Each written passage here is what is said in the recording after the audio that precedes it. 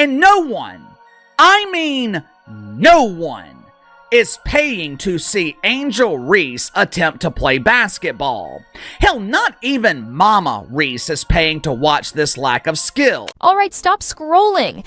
You won't believe the drama hitting the WNBA right now. Everyone was talking about the Caitlin Clark effect, the sold-out arenas, the skyrocketing ratings. But what happens when the Golden Girl gets sidelined? The league is finding out the hard way, and it's allegedly sparking panic, especially for one prominent rival, Angel Reese. We're not just talking about a dip in interest. We're talking about ticket prices reportedly collapsing, exposing a brutal truth about who is really driving the money in the WNBA. You're watching WNBA Scoop, and we're breaking down the numbers that Angel Reese and the rest of the league reportedly can't ignore, and why the Caitlin Clark effect is now causing a full-blown financial crisis. You can't tell me that the Caitlin Clark effect isn't real. You knew when news broke yesterday that Caitlin Clark was going to be out for a few weeks, that ticket prices were going to go down, but I never expected them to go down 71% for the rivalry. The moment news broke about Caitlin Clark's injury, a left quad strain that would sideline her for a minimum of 2 weeks, the WNBA's carefully constructed economic momentum allegedly came crashing down. This wasn't a slow leak, it was a sudden, brutal collapse felt instantly across the league's financial landscape. Ticket prices for upcoming Indiana Fever games, the hottest ticket in town thanks to Clark, reportedly plummeted by a staggering 42% overnight. Think about that. From an average of $137 per ticket down to just $80, this wasn't a market correction or a seasonal dip. This was an immediate, undeniable acknowledgement from fans and the ticket resale market that without Clark on the court, the product simply wasn't worth anywhere near the same price. Indiana Fever ticket prices to games over the next 2 weeks have dropped 42% since Caitlin Clark's injury announcement, an average ticket price of $137 all the way down to $80. People are selling their tickets, definitely can't get face value, so what do? They just continue to lower and lower and lower and lower and lower the price. But the drama and financial fallout didn't stop with the Fever's home games. It allegedly hit the Chicago Sky, and specifically Angel Reese, even harder. The Sky had made a massive gamble, moving their upcoming June 7th matchup against the Fever from their regular 10,000-seat arena to the massive 21,000-seat United Center, home of the Chicago Bulls. Why? To accommodate the anticipated massive crowds and capitalize on the hype around Caitlin Clark facing off against Angel Reese. It was supposed to be a marquee showdown, a guaranteed sellout, a financial windfall. Instead, the moment news of Clark's absence spread, ticket prices for that hyped game reportedly cratered. The get-in price, what was once $86 just to get in the door, allegedly dropped to a mere $25. For a team that invested significantly in upgrading to a bigger venue to chase Clark's audience, the financial implications were immediate, brutal, and undeniable. The Sky relocated the game to the United Center, the home of the Chicago Bulls and the largest arena in the NBA, expecting a marquee matchup between Clark and Sky forward Angel Reese. Now here's where it gets sweet, all right? It gets real interesting right here.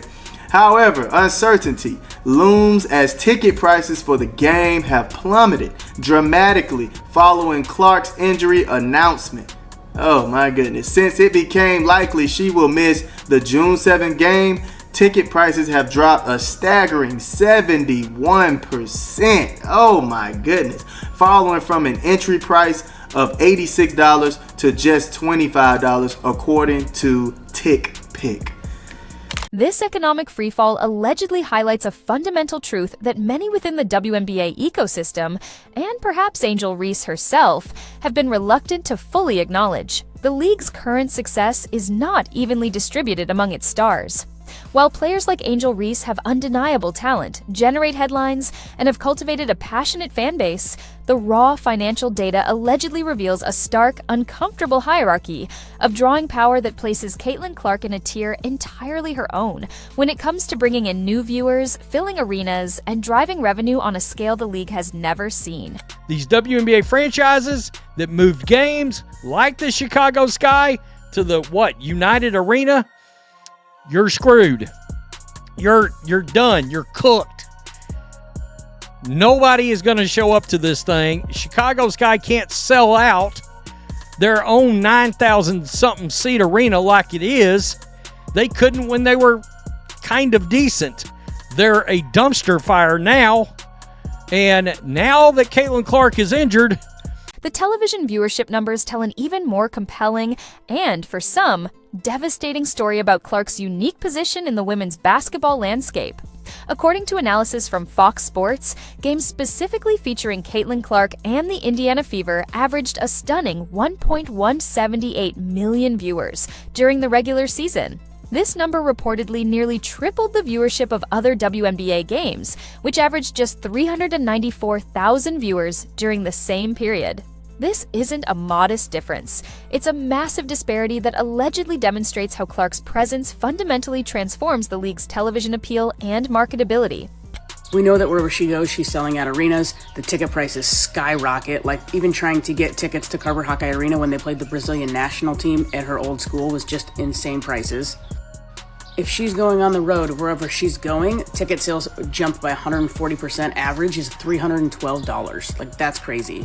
But the gap isn't just significant. It's allegedly unprecedented, highlighting just how vital she is to the league's visibility and financial health.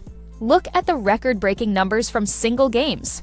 The May 17th matchup between the Fever and Chicago Sky, a game fueled by the Clark vs. Reese rivalry, reportedly drew 2.7 million viewers, setting a new record for the most-watched WNBA regular season game in 25 years. The broadcast peaked even higher at 3.1 million viewers, demonstrating that Clark's appeal could draw in casual sports fans who might not normally tune into women's basketball.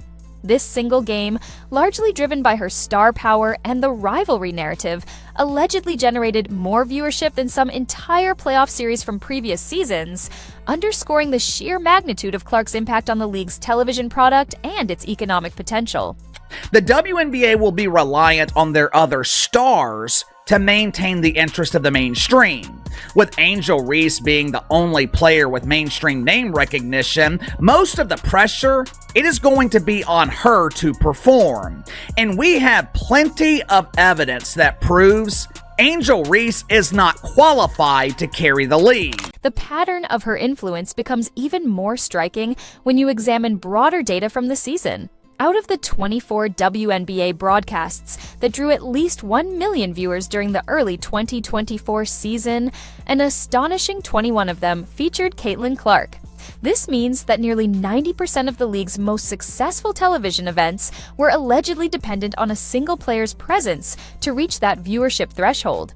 And it's not just TV. The 3 games across the entire league that attracted more than 20,000 fans in attendance this season all reportedly included the Indiana Fever, further cementing Clark's role as the league's primary engine for driving both TV ratings and physical attendance. The data is clear. Wherever she goes, she's selling out arenas, and ticket prices skyrocket, sometimes jumping by 140% on average for road games.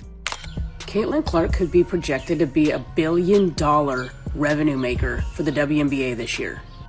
Now, obviously, the WNBA won't see that money, won't see most of that money, and it's not just in the WNBA, but it's all of her sponsorships, it's all of her appearances, it's all that stuff. But according to the projections, we're looking at $875 million could easily eclipse $1 billion on her economic impact. Caitlin Clark entering the league last year was responsible for 26.5% of all of their economic activity. So revenue from merchandise, which again, with the CBA as it is currently, she doesn't see a dime of any of that. TV, and then ticket sales, obviously, which again, they don't get anything from that. While the broader WNBA is now grappling with the stark reality of Clark's absence and its impact on league-wide numbers, no team embodies this harsh reality of star power concentration quite like the Chicago Sky and their star, Angel Reese.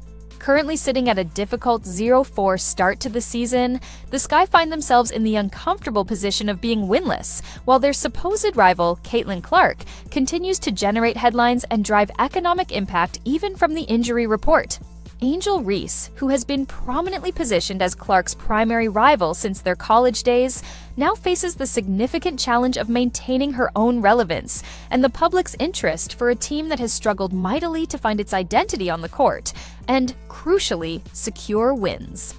People might be saying, oh, well, The teams aren't really going to suffer. They already sold the tickets. No. You don't understand. If the Chicago Sky moved into the United Center, and let's say resale-wise, they sold all 19,000, well, when only 9 to 10,000 show up, they're losing merchandise sales, they're losing food sales, they're losing beverage sales, they're losing big. They took a big gamble to get into that arena, and they're losing big because it's not going to be full, and those people aren't going to be buying things there. The Sky's current record represents a dramatic fall from their preseason expectations, which included hype around Reese and other draft picks, and their inability to capture wins on the court has reportedly coincided with diminished interest from both casual fans and major media outlets outside of moments tied directly to the Clark rivalry. The contrast becomes even more apparent when examining ticket prices for Sky games throughout their schedule. While the United Center game against Indiana commanded premium pricing due to Clark's expected presence, the team's regular home games at their smaller arena are now reportedly available for as low as $17 for some matchups, reflecting the market's honest, and for the team, painful assessment of their current drawing power and entertainment value in the absence of marquee attractions like Clark. The ticket prices. This does not shock me at all. What did I say earlier? The WNBA was about to F around and find out, and these rival teams were going to be in a lot of trouble. Well, they're finding out. Kathy Engelbert, WNBA, you better start putting some respect on Fever fans' names, Caitlin Clark's name. Otherwise, this league, we got to remember, they lost $40 million still last year. All right? They're getting a new media rights deal. That thing won't be worth shit if Caitlin Clark was to either get really injured and couldn't play or decided to just say, I'm not going to play here anymore, I'm going overseas. The WNBA, and particularly players like Angel Reese with significant social media followings, are now reportedly relying on other players to maintain the interest of the mainstream audience that Clark brought in. With Angel Reese being one of the only players with significant mainstream name recognition outside of Clark, much of the pressure, ironically, falls on her to perform and help carry the league's visibility. However, critics are quick to point out that while Reese has off-court appeal, there is reportedly plenty of on-court evidence suggesting that Angel Reese is not currently qualified to carry the league's economic or on-court load at the level needed to sustain the Clark-era hype. The number 22, the various styles, whether it's a t-shirt with 22, whether it's an Iowa jersey, whether it's a Fever jersey, a throwback, I mean, whatever. The amount of people in yellow 22 apparel is stunning. It is more than Peyton Manning ever had leading the Colts to a Super Bowl. It's more than Reggie, more than anybody I've ever seen. I've never seen anything like it. Now she's not going to play, so I'm curious, are we going to have sellout crowds? Are the Pacers going to draw the attention nationally when they play the Sky or the Liberty or the Sun or whoever? The Sky's struggles extend beyond just wins and losses. Their 0-4 start has reportedly coincided with a broader narrative about the team's direction, identity, and internal chemistry, which some allege is lacking. Without the guaranteed attention that comes from facing Clark, the Sky must rely solely on their on-court product to generate interest. And early returns allegedly suggest that product isn't consistently compelling enough to maintain the elevated attention levels the franchise enjoyed during peak rivalry moments tied to Clark. A comprehensive economic analysis reportedly revealed the sheer scale of Clark's impact. She was responsible for an astounding 26.5% of all WNBA economic activity during her rookie season. Projections for 2025 suggested Clark could generate approximately $875 million in economic impact for the league, with realistic potential to exceed $1 billion. These numbers aren't speculative. They're based on measurable increases in attendance, merchandise sales, television revenue, and broader economic activity directly tied to her presence. Angel Reese and the WNBA have been using race to bring awareness to an incredibly bad product. Once you remove Caitlin Clark from the equation, there's no reason for people to watch this league, which is why people haven't been watching Angel Reese throughout her career. Caitlin Clark's potential to be a billion-dollar revenue driver for the WNBA this year, according to these projections, highlights the massive opportunity she represents. While she may not see most of that money directly due to the current collective bargaining agreement structure, her impact on merchandise sales, TV revenue, and ticket sales is undeniable. The immediate market reaction to her injury, the plummeting ticket prices within hours, serves as a real-time validation of this analysis. Clark's value isn't just academic, it's tangible, immediate, and quantifiable in economic terms. The WNBA has reportedly built a significant portion of its current economic foundation on a single player's appeal, creating unprecedented opportunity, but also, as the situation clearly shows, considerable and potentially devastating risk. Without the NBA giving their yearly donation, this league would have folded years ago. And that's the part that bothers me about the organization, the owners, the players. This inflated ego, thinking, oh, we built this. You didn't build nothing. You're just getting by the NBA charity check.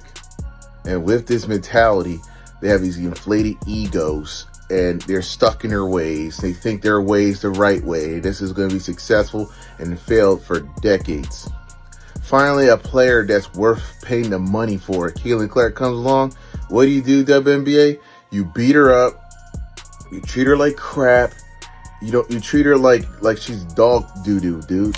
This billion-dollar projected impact extends far beyond simple game attendance or TV ratings.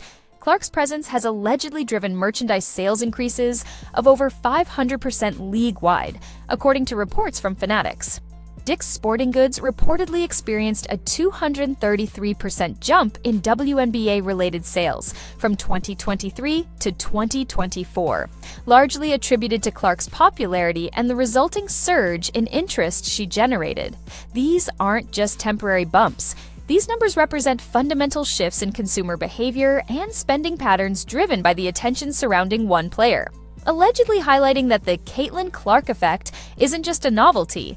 It's a significant, albeit potentially fragile, economic engine for the league.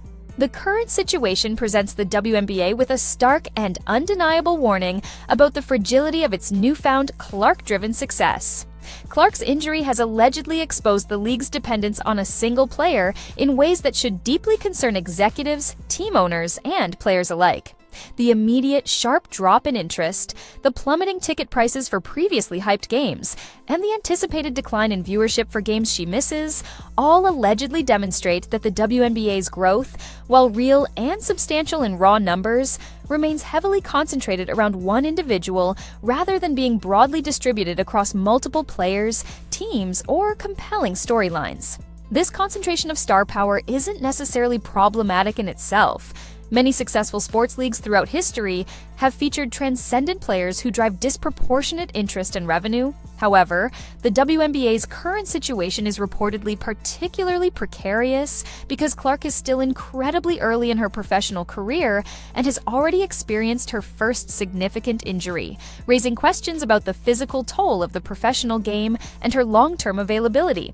The league's apparent inability to maintain the recently elevated engagement levels without her presence allegedly suggests that efforts to develop and effectively promote other compelling stars have not yet reached the level necessary to sustain the current momentum should something happen to the primary engine. The pattern established during Clark's incredibly high-profile college career should have provided additional warning signs for league officials about this potential dependence. When Clark and Iowa were eliminated from the 2024 NCAA Women's Basketball Tournament playoffs, viewership for subsequent games reportedly dropped significantly, even though those games featured other accomplished players and compelling storylines that would have been major draws in previous years. This demonstrated that even at the college level, Clark's presence was a significant driver of viewership, a phenomenon that has clearly carried over and amplified in the WNBA. Clark's absence doesn't just impact the Indiana Fever or their direct opponents. It affects the entire WNBA ecosystem that has become increasingly reliant on her draw for visibility and revenue. Television networks have built programming strategies and promotional efforts heavily around Clark's star power, and her injury reportedly forces an immediate reassessment of expectations and promotional strategies, potentially leaving holes in primetime sports programming previously allocated to her games. Merchandise partners who have invested heavily in WNBA products now must navigate a marketplace where the primary, unprecedented driver of sales is temporarily unavailable, potentially impacting revenue projections and inventory management across the board. For other players in the league, Clark's injury reportedly presents both an opportunity and a significant challenge. While her absence creates space for other stars to potentially capture attention, gain more playing time, and demonstrate their own drawing power to a wider audience, the immediate widespread decline in overall interest outside of her core fan base allegedly suggests that many casual fans drawn specifically by Clark may simply lose engagement without her presence, reverting to their previous viewing habits rather than discovering other players. This situation reportedly underscores, in the starkest possible terms, the critical importance of player health, injury prevention protocols, and effective game management strategies in a league where the availability of individual stars so dramatically influences economic outcomes. The WNBA's medical teams, training protocols, and game management strategies, particularly around physical play and player safety, become even more vital as the health and availability of key players are now reportedly directly tied to league-wide revenues, TV ratings, and fan engagement. Ensuring the health and safety of these star players is now arguably more essential than ever for the league's ability to sustain its momentum and maintain its recent growth trajectory. The visual evidence of Clark's impact is undeniable. The amount of people wearing yellow number 22 apparel for the Fever, whether it's a t-shirt, a jersey, or even college throwbacks, is reportedly stunning, more than some observers have ever seen for a player in that market. Now that she's not playing, questions immediately arise. Will those sellout crowds continue? Will the Fever's games still draw national attention when they play other teams? The visual of the stands and the numbers on the screen will provide immediate answers. As Clark reportedly works towards her potential return to the court, the WNBA must grapple with several crucial questions about its future development and sustainability. The league's growth strategy must urgently address whether it's sustainable to rely so heavily on individual star power, or whether efforts should fundamentally shift toward building broader, more distributed appeal across multiple players, teams, and compelling narratives that can engage fans regardless of any single player's availability. The current situation also reportedly raises questions about competitive balance and the concentration of talent. The Indiana Fever's ability to draft Clark and build around her has reportedly created a significant competitive advantage that extends far beyond basketball performance, fundamentally influencing league-wide attention, media coverage, and marketability in a way that seems currently unparalleled. Other teams now need to explore how to develop their own standout players, cultivate unique team identities, and craft captivating narratives that can capture fan attention in an increasingly crowded entertainment marketplace. For Angel Reese and the Chicago Sky, the challenge is clear and arguably amplified by the current situation. They must find ways to generate interest and excitement independently of their connection to Clark. This means focusing intensely on winning games, developing compelling team chemistry, and creating their own authentic narrative and drawing power through performance, rather than relying solely on rivalry dynamics that require Clark's presence to generate maximum impact and attention.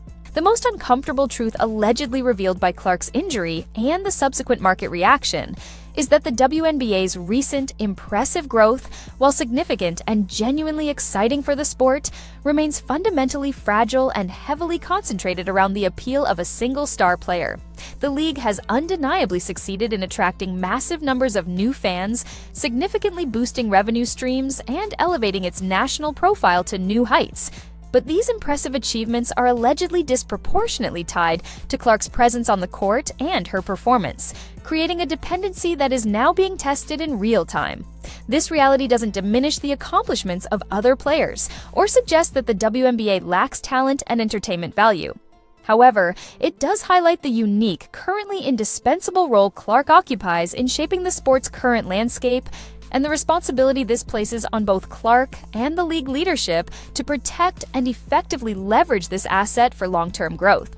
Ensuring long-term sustainability for the league will reportedly require diversifying the league's portfolio of marketable stars, cultivating compelling narratives for multiple teams, and building a broader, more stable foundation for continued growth that extends well beyond one individual's influence, mitigating the significant risks of over-reliance.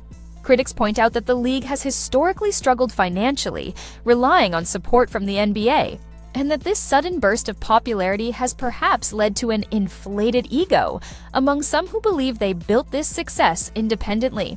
They argue that the league's approach to Clark, including allowing aggressive physical play, reflects a failure to protect the very asset that is driving its current unprecedented growth and exposes a lack of foresight regarding the potential fragility of their newfound success. The coming weeks, with Clark sidelined, will provide a crucial real-world test of the WNBA's underlying support system and the true staying power of its newly acquired fan base.